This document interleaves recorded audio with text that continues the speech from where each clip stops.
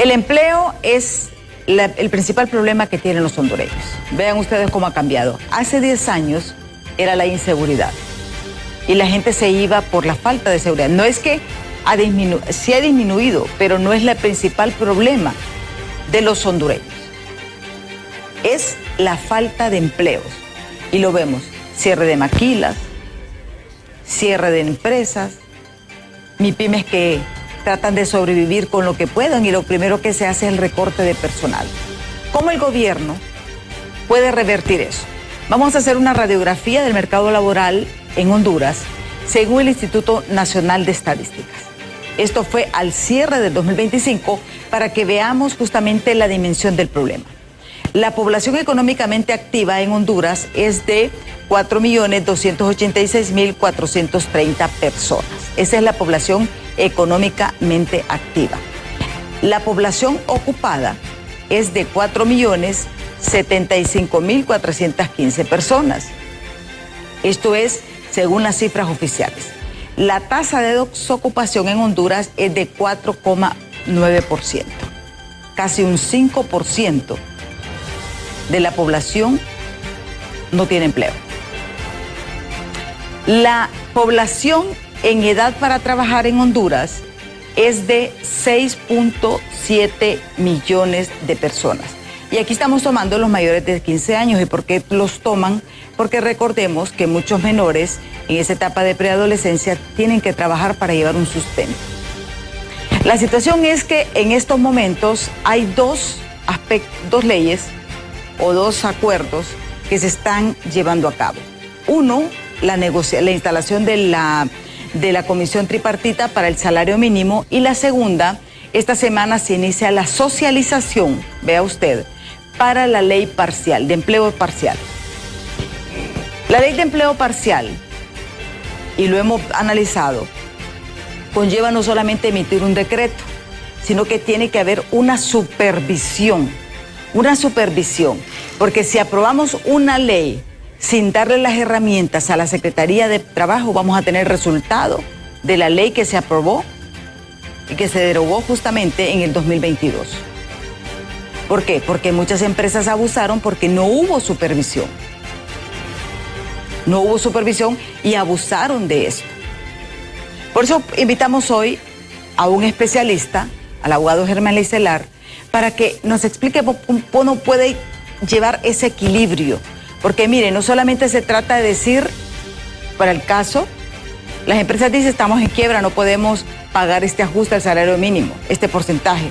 Los trabajadores dicen, bueno, la canasta básica cuesta 16,000, elevémoslo hasta ese tono. Pero realmente tenemos que buscar un equilibrio como sociedad.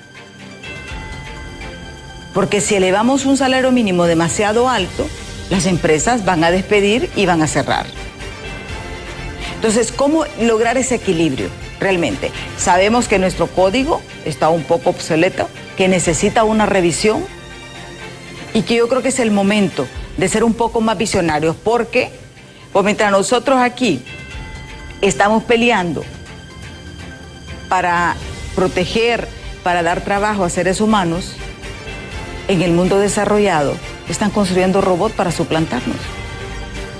Y la tecnología también nos está comiendo. Son situaciones que hay que analizar desde diferentes puntos de vista, pero especialmente del ámbito legal. Antes de iniciar con nuestro invitado, vamos a esta nota de nuestros compañeros de los noticieros Impacto en torno al salario mínimo.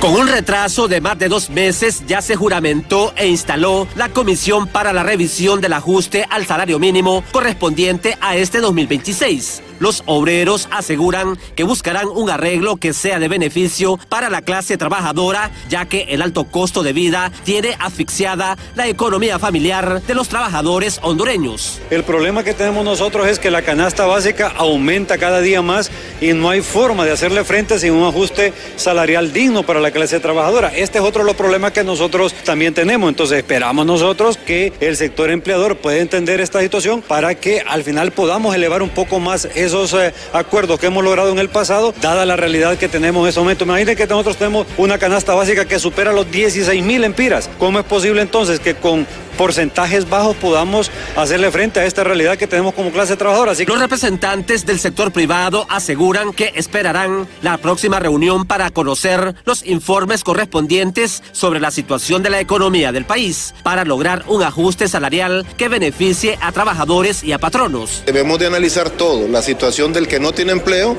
como la situación del que tiene empleo, para hacer una revisión responsable del salario. Las empresas pequeñas y las grandes, porque recordemos que las grandes también se van. El año antepasado vimos empresas que se fueron, el año pasado vimos que empresas grandes se fueron también de diferentes sectores. La situación global es difícil. El gobierno, que es el mediador del proceso de negociación junto a los trabajadores y empresarios, establecieron la siguiente reunión para la próxima semana. Se ha fijado como fecha el día miércoles 25 de febrero de 2026 a las 9 de la mañana. En esta reunión, pues el punto de partida es haber enviado los informes solicitados, estos informes técnicos en el interín antes de esa audiencia, a efecto de sacarle el mayor de los provechos a la misma. Así como dentro de la mecánica que se sigue es la presentación por parte de la Dirección General de Salarios de los informes, de los últimos informes, de las variantes y las variables que han de tomarse en cuenta para la fijación del salario mínimo. El próximo miércoles 25 de febrero a las 9 de la mañana será la siguiente reunión de la comisión, donde conocerán los informes del Banco Central, el INE, de Desarrollo Económico y de la Dirección de Salarios, para conocer la situación económica del país, para que los obreros y empresarios hagan sus primeras propuestas de ajuste salarial. En cámara, Jesús Sánchez les informó Luis Turón.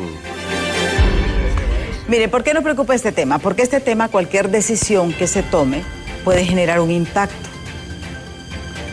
positivo o negativo, porque va positivo y negativo, porque pueden incrementar el salario, pero hay que ver la situación de las empresas, 1, y 2. Y con el salario mínimo también hay algo que a mí, como dicen, me hace ruido, el hecho de que el gobierno vea a usted, no pague el salario mínimo. El salario mínimo solamente es para la empresa privada, no para el gobierno, lo cual debe de ir parejo, debe ser una sola negociación. O sea, está bien, específico por rubro, vaya, porque la maquila tiene su sistema de salario mínimo independiente de lo que es el gobierno, porque tiene otras prebendas. Pero el problema también aquí es otro. ¿De qué sirve que se aplique una ley si el Ministerio de Trabajo no tiene suficiente personal para hacer esa supervisión? Porque lo que falló con la ley del empleo temporal es que no hubo supervisión. Si hubiese habido supervisión, no hubiese habido abusos. Pero bueno, esa es mi perspectiva. Y es un tema que yo creo que también las personas que están tanto en las negociaciones del salario mínimo como, por ejemplo, en el Congreso Nacional, deben escuchar también la opinión de expertos. Miren, para mí el Poder Judicial debería estar incluido en esa mesa de salario mínimo. ¿Cuántos casos laborales? Miren el desastre que tienen ahorita. O sea, entonces, porque no solamente es una decisión de un consenso, de una cifra. Gracias, abogado Arley Celar. Gracias por estar aquí con nosotros en Diálogo de Impacto. Bien, es un gusto, un saludo a toda su audiencia y, bueno, para entrar de lleno, la temática, lo que usted menciona es importante porque el problema que tenemos es que hay algunos paradigmas que tienen que cambiar. El Código de Trabajo nuestro, como usted dijo, está obsoleto en algunas cosas, más no en todo. Pues lo que tiene que hacerse es una revisión importante, pero lo fundamental es lo que usted estaba señalando, el tema del seguimiento, la supervisión de todas las cuestiones. Sin embargo, le comento que en relación a lo que fue la derogación de la Ley de Trabajo por Horas previa, fue un asunto meramente político, ideológico. No hubo una revisión técnica, no hubo una visión acerca de cuáles iban a ser los efectos o qué alternativas se tenían para suplir lo que se iba a perder con la ley. Porque es cierto lo que usted dijo, había muchísimas violaciones, sin lugar a duda, pero el Código de Trabajo es violado todos los días. se violentan una cantidad de normas, no solo en el Código de Trabajo, sino que un montón de cosas, y eso no nos lleva a derogar las normas, ¿ah? Porque el hecho de que una norma sea violada no es culpa de la norma, es culpa del que la está violentando, y lo que se debería hacer es implementar mejores controles. Ahora, ¿qué es lo que sucede? Que para tener una economía sana, usted necesita generar trabajo, necesita generar una economía productiva, y para eso usted necesita gobernanza, políticas públicas claras, necesita seguridad jurídica, necesita Estado de Derecho, necesita medios logísticos, carreteras, son cantidad de cosas las que suman. Entonces, para cerrar esta primera intervención, lo que usted dice es importante. No la Corte Suprema, pero sí todos los sectores que tienen una incidencia como actores en el tema de la inversión pública, de la inversión privada y de las políticas públicas deberían estar en una mesa de emergencia. Llamen los inversionistas locales, extranjeros, gobierno, clase trabajadora, empresas, universidades, porque al final resumo en esto. Dije, gobernanza, necesita seguridad social, necesita estadísticas, pero con datos confiables además, porque muchas veces los datos no son confiables. Y en este aspecto, cuando usted monte una mesa con todos estos escenarios, usted debe lograr que haya una confluencia de fuerzas de todas las personas que tienen algo que ver en la generación de empleo. Y, por último, el tema de la ley de trabajo parcial. No se debe ver como una cuestión ni para la Semana Santa, ni para el Morazánico, ni para Navidad. Debe verse como un instrumento para insertar a las personas en la economía. ¿Por qué? Porque el problema es que el crecimiento de la población es inmenso, pero el crecimiento del pastel laboral no. Entonces, cada vez se suman más personas a la economía, pero no hay forma de que ingresen de una manera formal, y ahí es donde está el verdadero reto. Sí, porque aquí estamos hablando de dos economías. Así es. La economía formal, que es la que, por ejemplo, las empresas constituidas. Correcto. Pero también está la economía informal, que es la que genera más empleo en Honduras. Así es. Pero es empleo no regulado, sí. Es empleo que no paga impuestos, es empleo que no genera parámetros de seguridad social, es empleo que no está supervisado, es empleo que no cumple las normas que la ley está estableciendo. Entonces, ahí es donde usted tiene que lograr una visión distinta. Por ejemplo, ¿por qué le digo el parámetro es equívoco? Porque todo el mundo está pensando, y si se fija, la meta del Congreso, que no es que esté mal que legislemos rápido, pero la meta es que esté hecha la ley antes de Semana Santa. Sí. Y no es Semana Santa. Yo creo que lo que se necesita es un documento realmente robusto que puede tener una cantidad de oportunidades para que sea una promoción y un desarrollo para el tema de la economía, no simplemente algo para salir del paso. Y el tema del salario mínimo, ¿cómo me voy a oponer a que se le suba el salario mínimo a la gente si sabemos que los costos de la canasta básica son elevados? Pero el problema es que si seguimos en el paradigma existente, no vamos a salir adelante.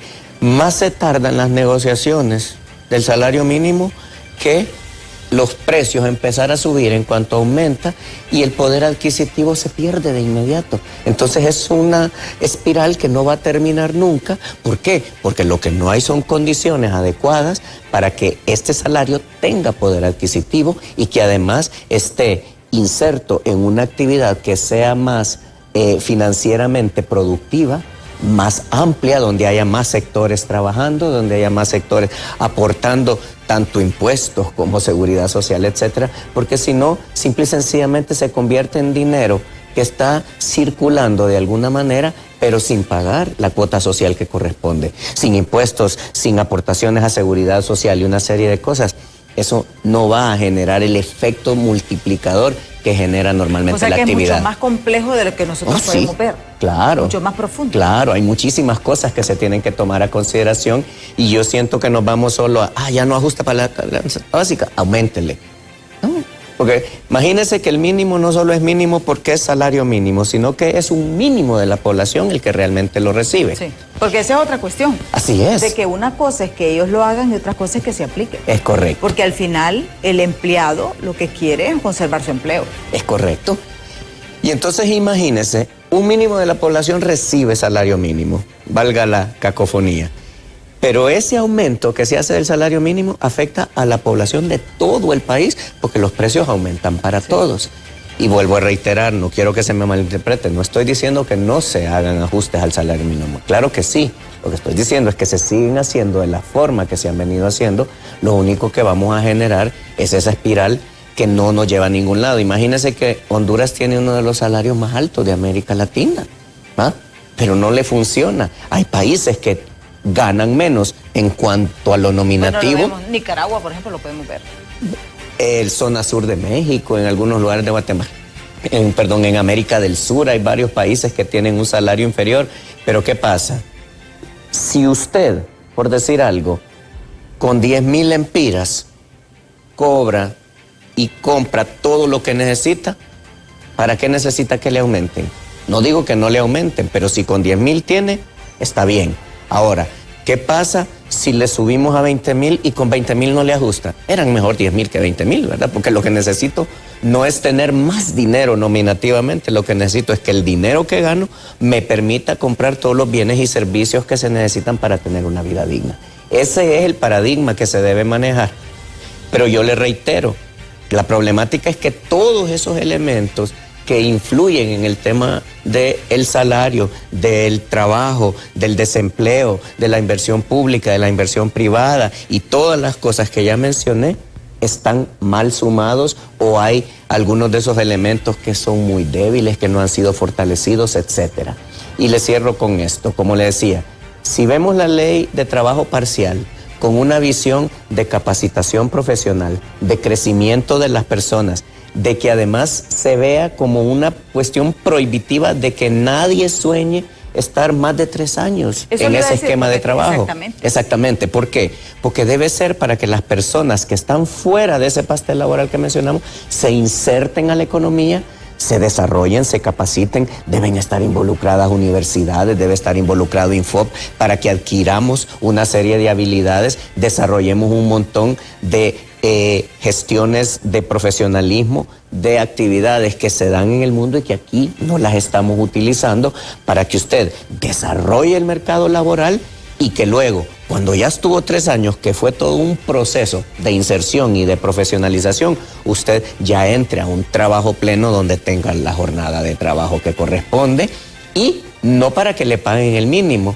Porque el otro problema del salario mínimo es que aquí todo el mundo está esperando cuánto es, porque eso es lo que voy a pagar. Lo menos que pueda pagar cuando debería ser solo un referente. Nadie debería pagar el mínimo. Eso le dice, porque ¿cuál es el problema?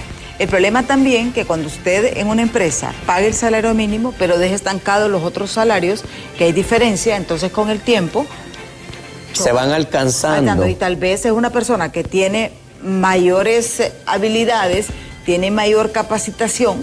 Así es. Pero la diferencia es mínima. Es mínima, así es. Entonces eso es. Y aquí esto es bien importante porque, y lo voy a explicar más o menos para ver si entendí lo que nos dijo el abogado. A ver. Cuando nos dice el abogado, por ejemplo, de que tenemos el salario mínimo más alto de Latinoamérica, pero aumentamos y manejamos las mismas condiciones. ¿Qué es lo que sucede en otros países?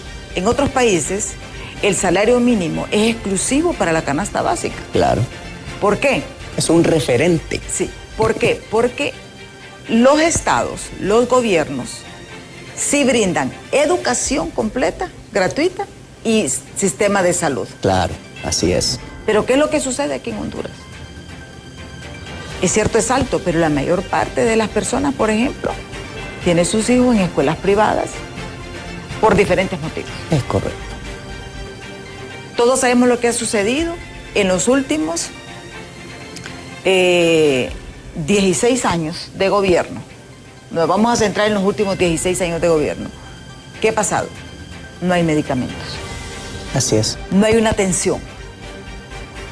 Entonces, esa es la gran diferencia con otros países. Porque usted va a los hospitales, bueno, lo puede ser sincero, aquí muchas personas van en la zona fronteriza, prefieren ir a El Salvador, al sistema de atención de salud o a Nicaragua, porque están yendo ahora a Nicaragua. Claro. Atención médica. ¿Por qué? Porque es más barato.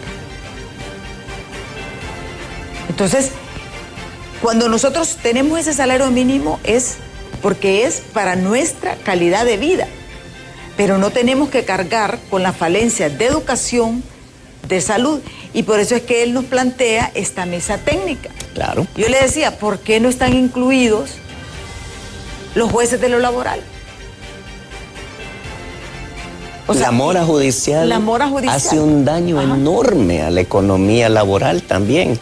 Mire, yéndome bajo, se mueven solo en Tegucigalpa, en San Pedro otra cantidad similar y en los demás lugares, mínimo 3.000 millones de lempiras en cuestión de demandas. ¿Por qué? Por falta de... 3.000 millones de lempiras. 3.000 millones de lempiras, 3.000 millones de lempiras que, repito, si me violentaron un derecho y me pagó una indemnización, bien. Pero cuando usted habla de 3.000 millones que dejaron de estar disponibles para ser usados por las empresas que sean socialmente responsables en reinversión, en crecimiento, ¿qué es lo que estamos haciendo? Estamos perdiendo capacidad de crecimiento económico, estamos perdiendo todos esos empleos que estábamos mencionando, la gente necesita. ¿Por qué? Porque no tenemos capacidad conciliatoria. Cada juez tiene a su cargo 3.000 expedientes en promedio. Imposible. Es humanamente imposible que alguien lo ubique. Entonces, claro, nos quejamos de la mora, pero ¿cómo le voy a decir a un juez? Yo quiero mi sentencia. Imagínese 3.000 expedientes, imagínese usted que tenga 3.000 expedientes que resolver. No puede resolverlo de esa manera. Entonces, reitero, son un montón de factores que suman a todo este esquema que están mal administrados. O lo que usted decía, y aquí hay que aclarar todo porque aquí la gente es sensible, ¿va? Y a veces dice una cosa y se malinterpreta. No dije que en Honduras se paga bien. Dije que Honduras tiene uno de los elementos salariales más altos de Latinoamérica, qué diferente. En número, pero yo sé que no ajusta. ¿Por qué? Porque todo eso que estamos mencionando hace que el valor monetario que usted recibe no le ajuste para adquirir los servicios que necesita como persona. Y ese es el punto. En otros lugares posiblemente ganan menos, pero tienen mejor poder adquisitivo, tienen una mejor vida, tienen mejores condiciones sociales y por esa razón, aunque ganen menos, viven mejor. Ese es el detalle. Exactamente. Y mire, por ejemplo, actualmente el salario mínimo promedio en Honduras es de 13.156 lempiras, en promedio, porque va desde 12.191.70 sí, hasta 16.910. Claro, dependiendo del rubro. Dependiendo del rubro. Pero aquí es donde entra este detalle. ¿Cuánto destina usted a salud, educación? Imagínese que aquí, por ejemplo, los jóvenes que van a estudiar tienen que pagar el transporte, porque no hay un bono de transporte para los alumnos. Así es. Y el bono de transporte debe ser, por ejemplo, aquellos que tienen distancias largas. Pero claro, todo este desorden favorece a los políticos. Y como les interesa mantener este desorden, porque no les interesa realmente poner las cosas en orden. Miren, aquí con algo facilito, Costa Rica tiene un expediente único que le llaman. Claro. Conectado, salud, educación y seguridad social. Así es. Eso es fundamental. Entonces, ¿qué pasa? Ahí el bono, la ayuda va focalizada al que la necesita. Claro. Por ejemplo, aquí subsidiaron a casi 1 millón de personas, 900 y pico mil de personas con el subsidio de la energía eléctrica. Sí. Pero ¿qué pasa? Había personas que sí tenían poder adquisitivo, estaban recibiendo ese beneficio, dejando por fuera a otros. ¿Por qué? Porque no tenemos esa conexión. Claro. Y yo creo que más allá de dar un bono, es darlo focalizadamente, pero como aquí de todo se hace negocio, les interesa este desorden. Porque si ese bono, por ejemplo, se le da a una persona, un vigilante, sí, que trabaja, que tiene su hogar, le vamos a mejorar la calidad de vida. Así es. Pero si esos bonos los vamos a dar por cuestiones políticas al que va a votar por mí, y esa es la condicionante, ahí estamos en problemas. Correcto. Sí, mire, es lo que le digo, es una temática de verlo distinto, porque le voy a agregar un tema más. Ajá. Para el tema del salario mínimo, los parámetros usualmente parten de que se presume que en una vivienda hay 2 personas trabajando.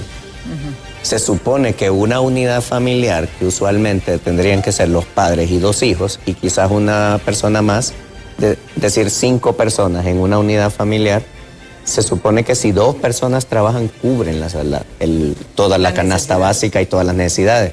¿Pero qué le está diciendo eso? Que necesita entonces el doble de lo que se paga. Claro, donde comen 2, comen 3, dicen, pero está partiendo de una previsión de 2 personas trabajando que no es cierta, pues. ¿Cuántos hogares hay donde solamente una persona trabaja? ¿Cuántos hogares hay donde no hay 2 personas que puedan trabajar porque más bien tienen una carga económica, porque tienen un enfermo, porque tienen una situación adicional? Y lo que usted decía, que es bien importante aclararlo, lo de Costa Rica es que ve la seguridad social como debe ser. Aquí tenemos un concepto equivocado, pensamos que la seguridad social es el seguro social. Y ese solo es uno de los componentes. Bueno, en este punto nos quedamos. Sí. ¿Qué incluye realmente la seguridad social? Porque miren, esto tenemos que educarnos. Sí. Tenemos que educarnos. Dice seguridad social, la aportación al seguro social. Al seguro social. Yo ya tengo seguridad social.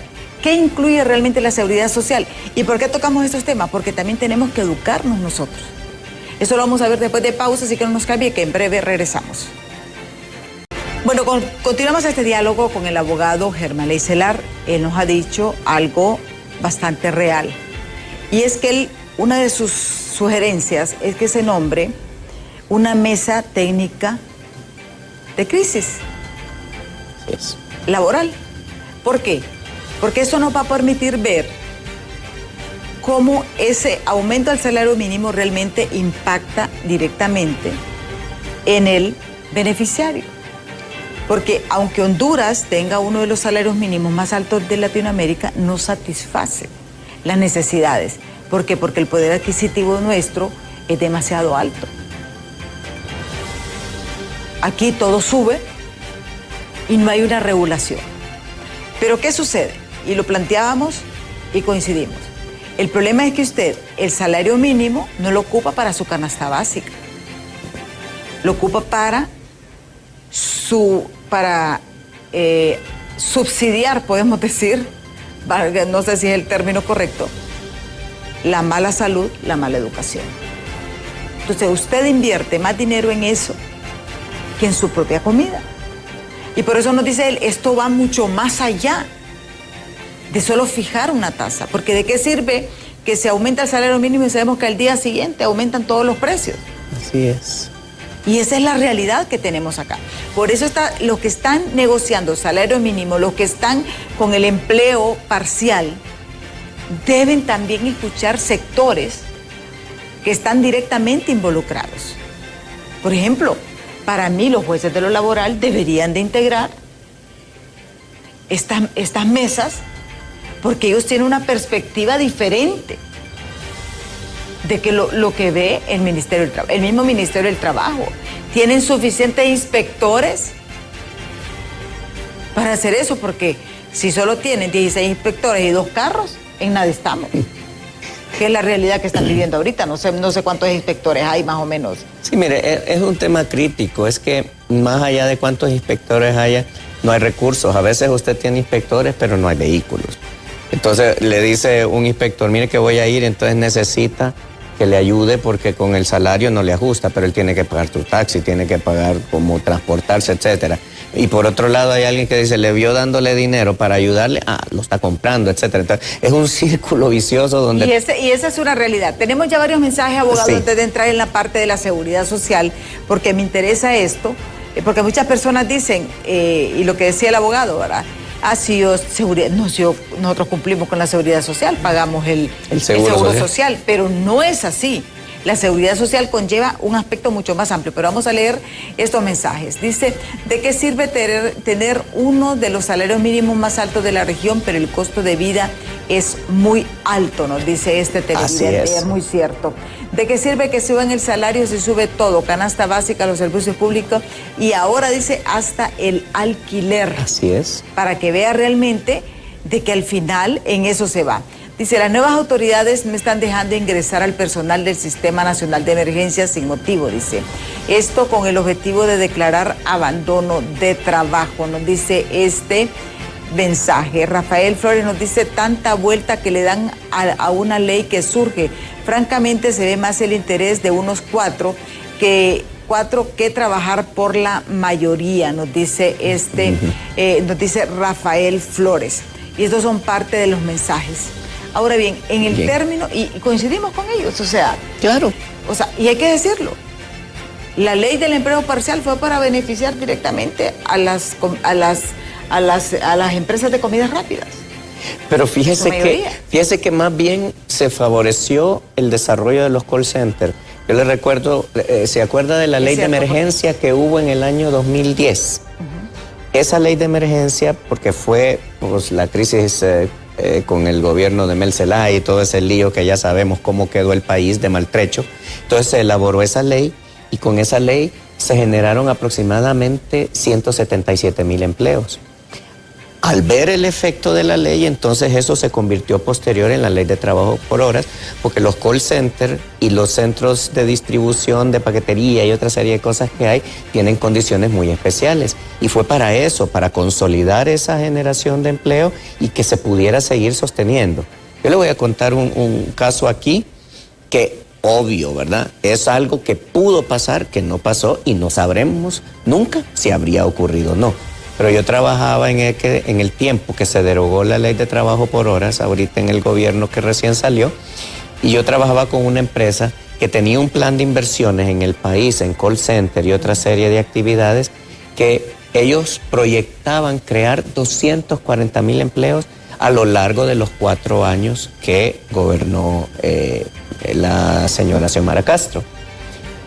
Cuando cancelaron la ley de trabajo por hora, que era fundamental para que ellos hicieran esa inversión, la actividad se cerró totalmente.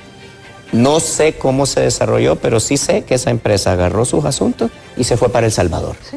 ¿Ah?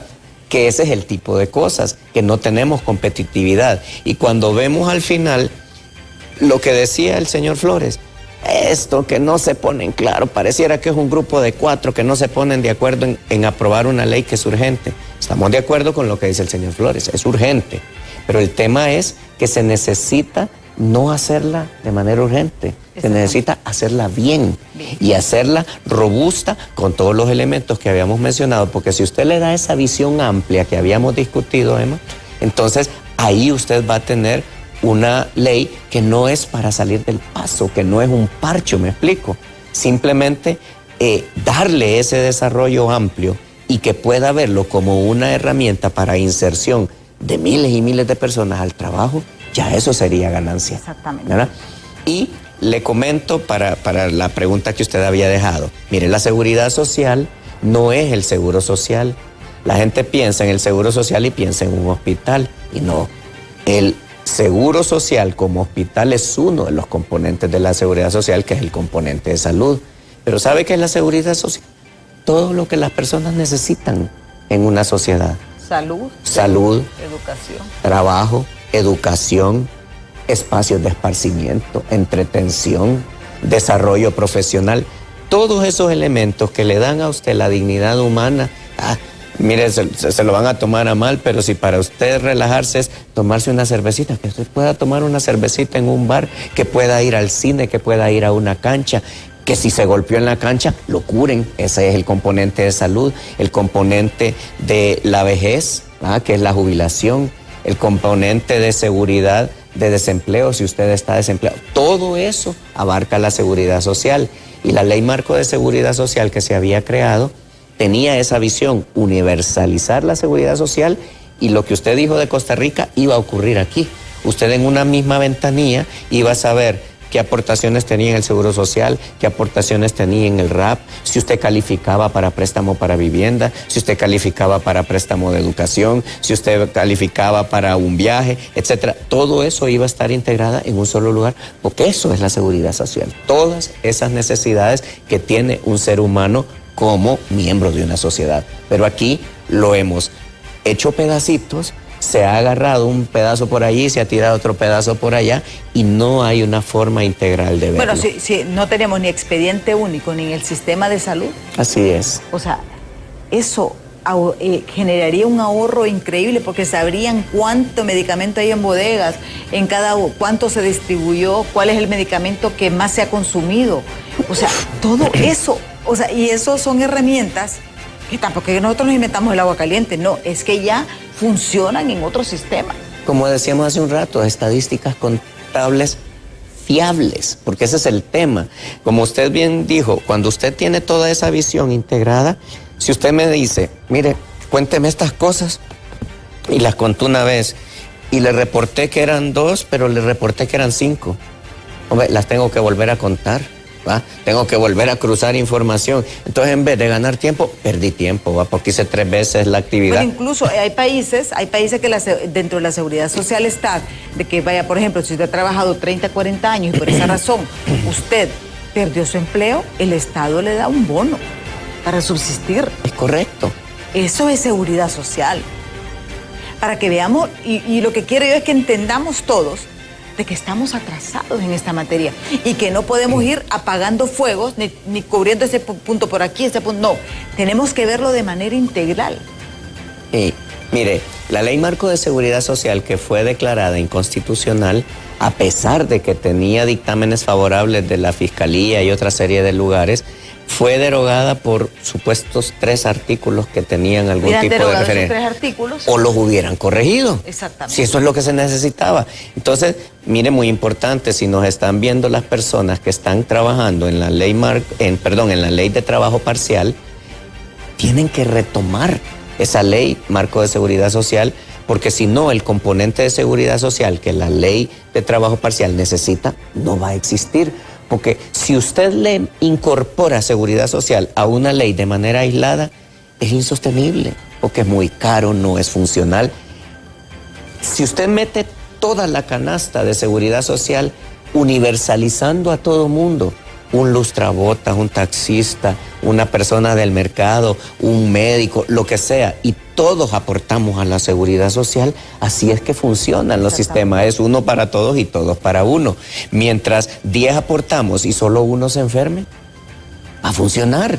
De ahí usted se curó y me enfermé yo, entonces ahora me atienden a mí. Esa es la forma en que debe funcionar. Pero lamentablemente la cortaron completamente y recuerda la crisis que le creó al RAP, la crisis que le creó al mismo Seguro Social. ¿Por qué? Porque la visión de unificar todas esas recaudaciones para que tuviera un solo fin colectivo se perdió y quedó toda trastocada. Y lamentablemente, por la corta visión de algunos dirigentes, simplemente rescataron ¿qué? El componente de las prestaciones. ¿Por qué? Porque queremos ser, lo que usted dijo hace un rato, paternalistas. Papi, yo soy el dirigente sindical, tú eres obrero, tú me necesitas y siempre me vas a necesitar. No podemos concebir un mundo en el que el obrero sea independiente y crezca lo suficiente para tener la independencia, y eso no implica que no van a haber dirigentes sindicales, y lo mismo pasa con el Estado. Papi Estado siempre va a estar, porque tu ciudadano no puede vivir sin papá Estado, en lugar de darle al ciudadano las condiciones para que tenga crecimiento y total independencia. Entonces, esas visiones son las que a veces cortan con el desarrollo y el crecimiento de una ciudadanía o una sociedad en general, independiente, productiva, educada, con capacidades. Usted lo ve. ¿Qué decíamos de mi llegada un poquito tarde hoy al programa? El tema del tráfico, que es un problema. ¿Por qué? Porque no hay suficientes calles, hay demasiados carros, pero ¿sabe que es 2, 3 veces más grave? ¿Por qué? Por la falta de cultura vial. Sí. No tenemos cultura vial, no tenemos cultura financiera, no tenemos cultura cívica, de empatía hacia los demás, etcétera. Primero yo, después yo, y después de mí, a ver si queda para vos. ¿Ah? Imagínense que la Constitución prohíbe, por ejemplo, y aquí ya me van a llover las avispas, pero la Constitución prohíbe la creación o la promoción de clases sociales privilegiadas. Y aquí hay muchísimas clases privilegiadas. Empecemos por la clase política. Todos los políticos tienen una cantidad de privilegios que el resto de la población no tienen. Mire los médicos con el estatuto, enfermeras, agrónomos y otras cosas. Y ojo, no estoy diciendo que no deban haber estatutos. El problema... Pero existen los estatutos porque no hay una regulación de los salarios a nivel general. Exactamente. Por ejemplo, decir, una persona con título universitario en esta área, tanto. Porque mire, ni siquiera ser específico, sino que por áreas. Claro, ese es el tema. Como estábamos... ¿Por qué mencioné esto? Porque si la seguridad social la viéramos de manera universal y todos estuviéramos en el mismo paquete, todos tendríamos la protección, pero no, es sálvese quien pueda. No hay para todos, entonces yo soy médico, tengo pool en el Congreso, pido estatuto. Sí. Tengo esto, pido estatuto. Maestro, pido estatuto. Y además lo pido y otros me lo dan por demagogia política, etcétera, de cosas. Y eso, reitero, sin criticar las labores que realizan todas estas profesiones que son dignas y que son sacrificadas. Nadie está diciendo... Pero debería de ser un solo acuerdo, porque vemos, por ejemplo, el sector maquila tiene su acuerdo de negociación aparte de este. Claro. Este es de la empresa privada. El Estado tiene uno. Debería de haber una sola regulación del salario mínimo. Correcto. Para ver todo el contexto. Debería ser. Y así tienen una visión mucho más amplia. Claro. Ese es el tema, que cada quien va a pedir un sistema de regulación particular por la ausencia de una regulación general para todas las personas. Entonces, ahí es donde entramos. ¿Y qué es lo que hace eso? Incide negativamente, porque una vez más el tema de la administración sana y adecuada se pierde, porque hay determinados instrumentos que se comen una cantidad de recursos en detrimento de otras clases sociales, y eso es lo que no debería ser. Sí. Vamos a leer justamente, esta es ya la convocatoria oficial de la Comisión del Congreso Nacional, que está dando pues ya el calendario del proceso de socialización de la ley de empleo a tiempo parcial. Tiene, por ejemplo, el miércoles 25 de febrero van las centrales obreras. El 26 de febrero va el sector de la empresa privada. El miércoles 4 de marzo va CEFIN, Seguro Social y la Secretaría de Trabajo. El jueves 5 de marzo va el Colegio de Abogados. El miércoles 11 de marzo va la Universidad y la Asociación de Universidades Privadas de Honduras.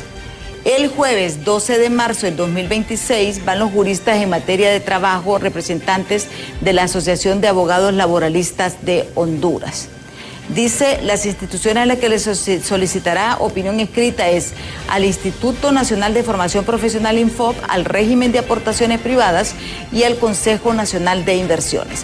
Pero aquí, por ejemplo, yo no miro nada del sector informal, por ejemplo, las MIPYMES. Sí. O sea, las MIPYMES deben de considerarlos. Y mire, yo creo que debería de haber algún tipo de representación de todos los rubros particulares.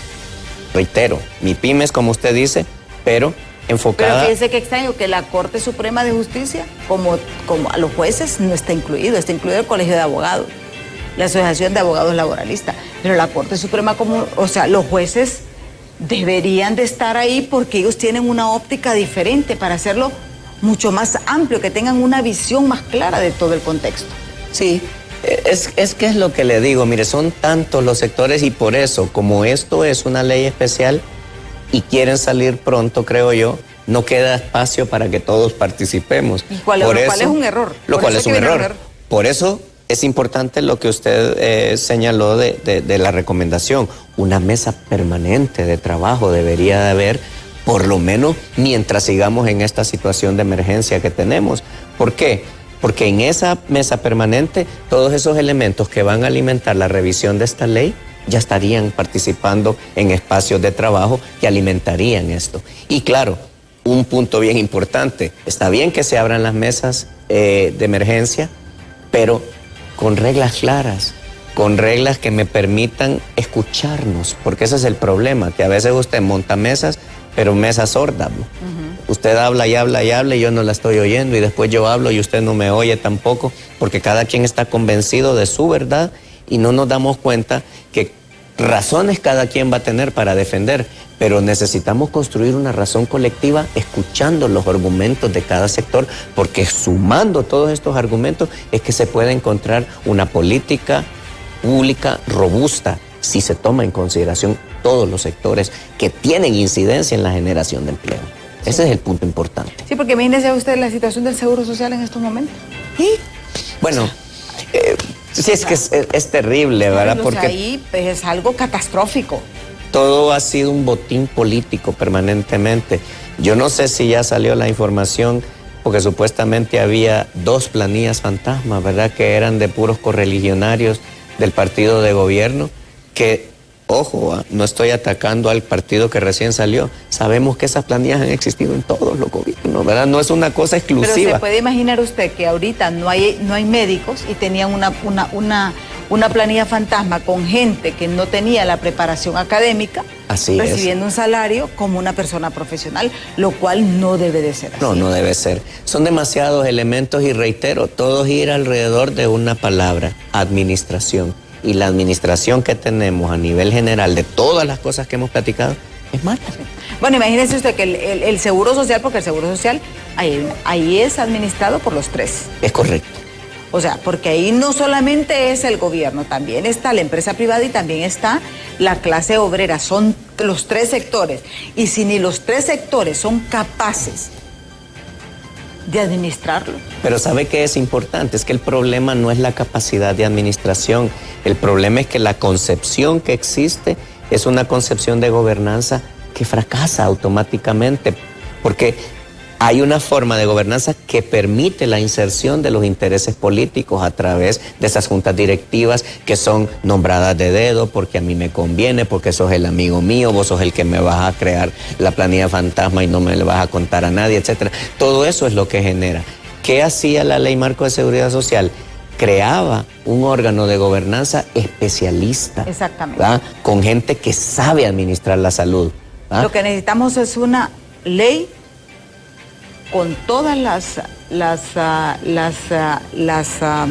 los parámetros, los requerimientos fundamentales para una administración sana de salud. Porque ese es el tema. Dicen, es un hospital, manda un médico. ¿No? Si ese médico no sabe nada de administración, no sirve. Ahora, si es alguien que sabe administrar hospitales y además es médico, golazo, ¿verdad? Exactamente. Pero lo fundamental es la administración, no lo médico, porque lo médico es la atención, no la administración del hospital. Y a veces confundimos esos criterios. Sí, bueno, vamos a ver qué pasa en salud, porque ahorita quien está fungiendo como ministro es el actual presidente Nario Fura, que para mí prácticamente es un error, porque debe haber una persona, o sea, hay viceministro, puede, con que nombre una comisión, no sé, ¿verdad? Pero hay tanto problema en estos momentos y la salud es vital. Ojalá que le funcione, porque al final es lo que queremos. Claro. Abogado, del tiempo se nos ha agotado. Muchísimas gracias por habernos acompañado. Gracias, siempre es un gusto acompañarla y como siempre un saludo a todas las personas que nos han visto. Esperamos que las opiniones sean ilustrativas, que nos permitan tener una visión más clara y lo que vengo diciendo desde hace ya varios años. Usted que nos está viendo, usted que es ciudadano, no se vuelva tan apático, involúcrese. Hay organizaciones, transmita sus pensamientos. Necesitamos una ciudadanía activa, empoderada, que le enseñe a los que nos gobiernan cómo se debe gobernar, porque lamentablemente parece que no quieren aprender. Sí. Bueno, muchísimas gracias al abogado Germán Leicerar por habernos acompañado hoy en Diálogos de Impacto. Los invito a que continúen con nuestra programación. Ya está lista Andrómeda Díaz con toda la información del momento en Hola Honduras. Yo soy Oscar, les espero mañana en punto de las 7 de la mañana aquí en Diálogo de Impacto. Hasta mañana.